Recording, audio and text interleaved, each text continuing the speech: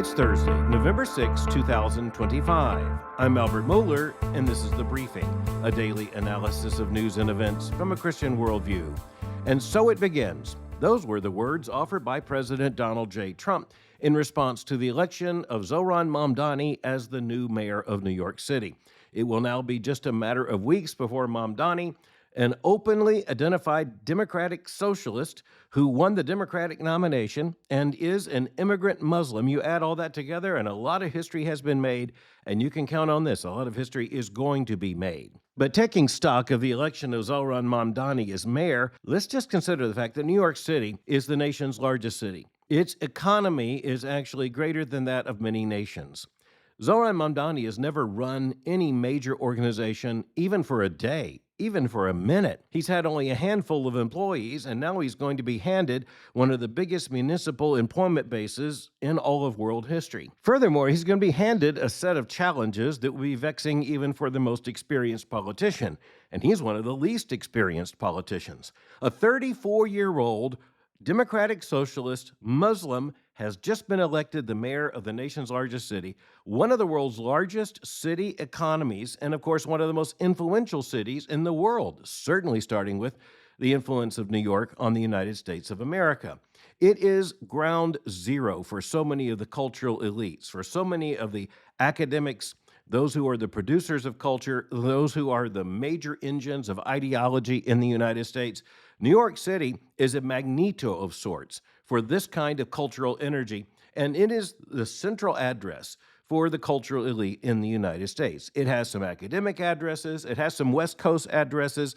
You could throw in cities like Chicago, but there's only one New York City, one and only one. And now it has elected a 34-year-old who is in multiple ways unlike any mayor who's ever served in that city, or frankly, almost any American city before. The worldview issues are massive. Let's start with those two words, Democratic Socialist. Those are not just, say, adjectives in his case. He is openly identified with the Democratic Socialists of America. That is a long-standing political party. It goes back to Michael Harrington and the radicals of the 1960s. It was an effort to put two things together, unlike, say, the central Leninist and Marxist theory about revolution. The Democratic Socialists sought to bring in socialism by democratic means, that is, by elections. So just get the hint. Zohran Mamdani has now become the Democratic Socialist mayor of New York City. And so, in this case, the Democratic Socialist experiment of gaining socialist influence and socialist power through democratic means, it just won big in the nation's largest city. And it did so almost a half century after almost everyone thought that socialism, straight out socialism, democratic socialism, or any other form of socialism, was on the way out in the world scene. In New York City, well, the headlines are telling the story. It's now big time on the way in. There are so many people in the Democratic Party and also in the mainstream media who are trying now to downplay the radical nature of Zohran Mamdani. But the record simply speaks for itself. First of all, whether he wants to be saddled with it or not, he has to be saddled with the entire agenda of the Democratic Socialists of America. He has not only historically been a part of that party, he even after his win asserted it again, sending a very clear signal. All those Democrats who said, oh, if he's elected, he'll temporize, he'll move to the middle, he'll moderate. Well, he may have to in one sense because of the available political options, but it's abundantly clear that's not what he intends to do. It's certainly not what he wants to do. Now, when we talk about socialism, remember the key idea behind socialism is government ownership, and especially, more specifically with democratic socialism, government control of the economy. Now, when you're looking at New York City, it is a simply massive economy, bigger than any city economy in all of world history. But it is also built on capitalism. I mean, just think about it. New York City, Wall Street Journal, New York Times, about as economic establishment as you can get. But Zohran Mamdani ran right at what he identified as some of the most urgent problems facing New York and New Yorkers, and he had democratic socialist answers to them. You have a housing crisis in New York City. No one can doubt that. And by the way, Democratic politicians are almost single-handedly responsible for that because they have been limiting the growth of housing. People move into the city. Politicians have limited the growth of housing. Guess what? Housing is scarce. Housing is unavailable and housing is increasingly expensive. So, what is the socialist answer to this? Rent control. Now, rent control has been operational in New York for at least a sizable portion of the rental properties for some time. That means government says how much these folks can charge in rent. That doesn't necessarily have anything to do with the real economy.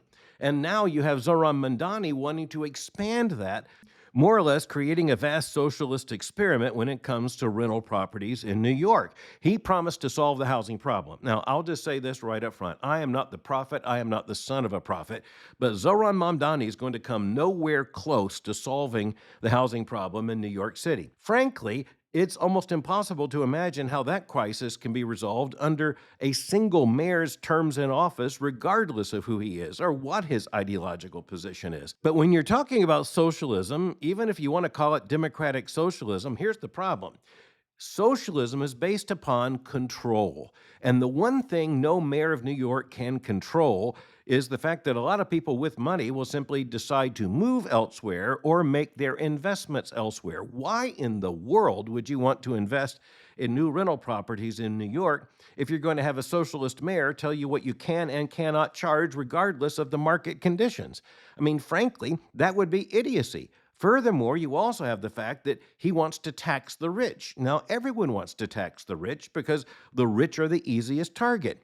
But the rich also have the ability to move. And so if New York City does what Zohran Mamdani has promised, and there's a footnote there as well, even if that happens, it's not going to produce what he promised because as much as so many wealthy people want to live in New York, I'm just going to make a prediction right now. They like their money more than they like their New York address. How about grocery prices? Well, in truth, the American grocery system, the American food retail system is one of the marvels of the modern world.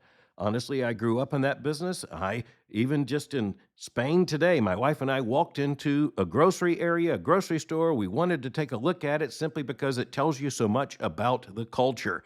And in the United States, one of the truths that has to be kept in mind is that groceries have one of the thinnest profit margins of any retail product whatsoever. It's one of the reasons why grocery stores want you to fill that cart, because it takes an awful lot of transactions with what are actually defined as groceries to make much of a margin at all. Furthermore, the abundance is the big story of the American supermarket. You walk in the supermarket, you want mustard. Well, how many varieties of mustard are you going to have from which to choose? The reality is that on item after item, that is how a market economy has produced abundance. You want to kill that abundance? Have a government-branded mustard. How good do you think that's going to taste? So you can put your socialist mustard on your socialist hot dog in a socialist bun, and you know what? I don't think anyone thinks that is a recipe for success. Furthermore, what exactly would that look like? Just consider the groceries available in socialist economies. It is brown, it's gray, it's beige, and that's about all there is to it. Just ask people on the island nation of Cuba. How's that for a communist and socialist experiment? It is well known that in Cuba, food is very hard to come by. It also comes in a very irregular pattern, so that, guess what? The store has rice this week. Everybody's eating rice. Next week, it has wheat. Everybody's eating stuff made out of wheat. This week it has meat. What kind of meat? Well, whatever kind of meat it has, that's what everybody is eating this week. I'm going to tell you, people in New York are not looking for that kind of grocery store. So he wants to raise taxes on the rich. He wants to control rental prices. At the same time, he wants to produce more housing. He wants to bring down grocery prices and then sell groceries in city-owned stores themselves. You just go down the list. On issue after issue, he's about as far left as you could consider. Then add what I think is even more important. He is an anti-Zionist. He is a leading critic of Israel. His father is a critical theorist when it comes to the studies of empire. He is himself ideologically cut out of this cloth. He was raised in this cloth. He was raised with a father very committed to the Palestinian cause. And he himself has used slogans about the elimination of Israel. And yet, just consider this. The voting pattern already reveals that a sizable number of Jewish citizens in New York voted for Zohran Mamdani. You have to ask the question, what in the world is the allure of this candidate? And furthermore, just what does it say about how leftward or even leftist New York City voters have actually now become? It's almost impossible to describe just how radical Zohran Mamdani is when you look at the American political spectrum. The editors of the Wall Street Journal put out a statement simply stated Zohran Mamdani captures New York. Captures is not exactly a peaceful word here. The subhead in the editorial statement, if he governs as a leftist, he may find that capital and people are mobile. That means they can leave town. And of course, that's true. It's going to take some time for all this to settle out. One of the things about New York City, by the way, is that it doesn't get to make many of these decisions unilaterally. A lot of the biggest issues, the biggest promises that Zohran Mamdani raised and the promises he made, many of them will require the cooperation of the state government, of the Democratic governor there, who at least has tried to present herself as a moderate. But now she has a challenger from the left herself. So guess what? You might see not only New York City, but New York State move significantly to the left. And of course, when you look at the other positions, LGBTQ issues, abortion issues, you just go down the list, it is almost incomprehensible to imagine just how radical, just how liberal Zohran Mamdani is. And now he is the mayor-elect of New York City. That's a big thing for us to consider. What does it say, though, not just about New York City, but about the politics of the Democratic Party nationwide? Well, what it says is that they have a new star. And guess what? He intends to redefine the entire party. The editorial board of the Journal put it this way, quote, Mr. Mamdani also poses a challenge to national Democrats. One problem will come if his victory inspires more leftist candidates to challenge incumbent Democrats in primaries. They may be less able to win swing districts. The other challenge will be in message and image if Mr. Mamdani begins to define the Democratic Party in the public mind. And then the editors went on to say President Trump will try to drive that impression, end quote. I think it's going to be easy for President Trump to drive that impression because I think it's more than an impression. And you just look at the celebratory statements made by Representative Alexandria Ocasio-Cortez, AOC as she is known, Vermont Senator Bernie Sanders. They're absolutely convinced, along with many others, that they're pushing the Democratic Party their way. They'll point to some significant voting patterns in the mayoral election in New York City just this week. They're going to say, look at the younger voters. Look at how younger voters turned out in droves, not only as volunteers for the Mamdani campaign, but also effectively in getting out the vote and in voting themselves.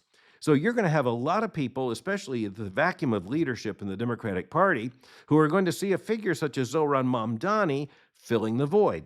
But of course, I think even most Democrats recognize there's a big jump from Mayor Mamdani to, say, Governor Mamdani, not to mention President Mamdani. The issue is not so much this candidate all of a sudden ricocheting up into the national picture. It's more this candidate exerting a great deal of influence inside the Democratic Party. And here's something to know about the Democratic Party. It is different than the Republican Party when it comes to some of the mechanisms of even the presidential nomination process. There is more opportunity for insiders in the party to have influence among the Democrats than among Republicans. And you couple the Mamdani win with two gubernatorial wins, one in New York and one in Virginia. That leads to pieces such as the one by Lisa Lerer, the national political correspondent for the New York Times. The headline, "The Democrats just took a big step toward getting their groove back." She makes some interesting arguments. She says, quote, "The results showed a level of determination and energy among Democratic voters that was missing in that 2024 election. This time, their candidates were stronger. Their campaigns focused intensely on affordability and an intense desire to deal a blow to President Trump," end quote. That was a big part of the picture here. And this tells us something about where the Democratic Party is, how frustrated Democratic voters are, and where a lot of people think the Democratic Party has to go. Well, okay, so let's talk about those two gubernatorial elections. Let's just take the two states, New Jersey and Virginia, both of them very strong gubernatorial positions. In Virginia, the governor cannot be reelected to a second consecutive term. So as you're looking at the state of Virginia, Abigail Spanberger, a Democratic member of Congress, was elected the governor. And she, by the way, ran as a moderate Democrat. But you know what? Moderate Democrat compared to what, or compared to whom? The reality is that Abigail Spanberger is moderate only when compared to someone like, say, Zohran Mamdani. And I went deeply into her material, her website, her speeches on abortion, LGBTQ issues, and such. She is way, way, way on the left. I could find no statement accepting any restrictions on abortion in all of her material. And she not only ran, say, on that issue, she ran loudly on that issue as well. So also did Mikey Sherrill, and she's now been elected, also, by the way, a Democratic member of Congress, elected the new governor of New Jersey, a very powerful state, very Democratic state, and yet she won convincingly. So you have two women who had been in the Democratic caucus in the Congress, in the House of Representatives. They are now the governors-elect of two big states, Virginia and New Jersey. When it comes to both of them, they're presented as moderates, but they're only moderate in their approach and in the fact that, well, let's put it this way, they're not identified as socialists. But nonetheless, given the trajectory of the Democratic Party, it is at least imaginable that Abigail Spanberger or Mikey Sherrill could have true presidential ambitions within that party. And, you consider the 2024 election, you fast forward to 2028, or even beyond that, 2032, 2036. It's hard to imagine that the Democratic Party would move even slightly to the right. It's far more imaginable that it would continue to move further and further to the left. And that's where you could have figures such as Kathy Hochul, who is the governor there in New York, and Governor-elect Spanberger, Governor-elect Sherrill. All of them could well be vying for the definition of the Democratic Party. It would be to the left of where it has been. It would be to the left of President Obama and even President Biden. It would be to the left of just about any Democratic position over the course of the last generation or so. It would nonetheless not be as far left as a Zohran Mamdani. And the Democratic Party is going to have to make a choice. So even in considering the meaning of the election, Lisa Lerer at the New York Times, she did say this, quote, "Prominent Democratic leaders want to have it both ways," saying on Tuesday that it's time for a new era of big tent politics within the party, accommodating both Mr. Mamdani's fellow progressives and center-left establishment Democrats. These leaders think the key for Democrats, and a lesson from Tuesday's results, is combining winning issues like the high cost of living with a be everywhere, be authentic style of campaigning and communicating, while focusing less on policies and litmus tests that divide the party. One spokesperson in this case, Senator Elissa Slotkin, she's a Democrat, represents Michigan. She said, quote, "What works in Manhattan will not work in Virginia, and what works in Virginia won't work in Michigan. And that's all right." End quote. She went on to say, quote, "Winning in different places around the country with very different voters and experiences should be celebrated, not attacked," end quote. The problem is, however, when you look at the national situation, by the time you get to a presidential election, you're not just running in Michigan or Manhattan or Wisconsin. You're going to have to run in all those states at the same time. And you're going to have a message. This was one of the big problems with Kamala Harris in her 2024 campaign. She was caught in statements that she had made in one place that didn't sell so well in another. And that's an awkward position for anyone. She didn't pull that dance off very well. It's going to be very difficult for any Democrat in the future to do better. But in terms of the Christian worldview and how we observe cultural change, I want us all to pay attention to the fact that every one of the big-name winning candidates in the Democratic Party is way, way, way to the left of the American consensus on LGBTQ issues, on the abortion issue, and many others. And those are central to our concern. Understand that you have someone such as Abigail Spanberger, who in Virginia made the argument that there should not be any blanket policy that would say that biological males can't play on girls' school or athletic teams. She said it needs to be decided on a case-by-case basis. Let me just say, that's a recipe for insanity, and she's smart enough to know that. It really means the transgender agenda wins. And eventually, even as so many in the media are saying, look, that issue won for President Trump in 2024, but it's a losing issue now, I don't think so. Not when you bring parents into the equation, and when you have the issue stand alone, it's going to be very, very difficult for some of these Democrats to run from their own positions. But here's the scary thing. I don't think they want to. I don't think they need to. That, in worldview terms, should really tell us something. Okay, let's shift gears. I want to point to something else that should tell us something, and that is the fact that Brazil is going to be hosting this month's United Nations Climate Summit. Okay, that's a big deal.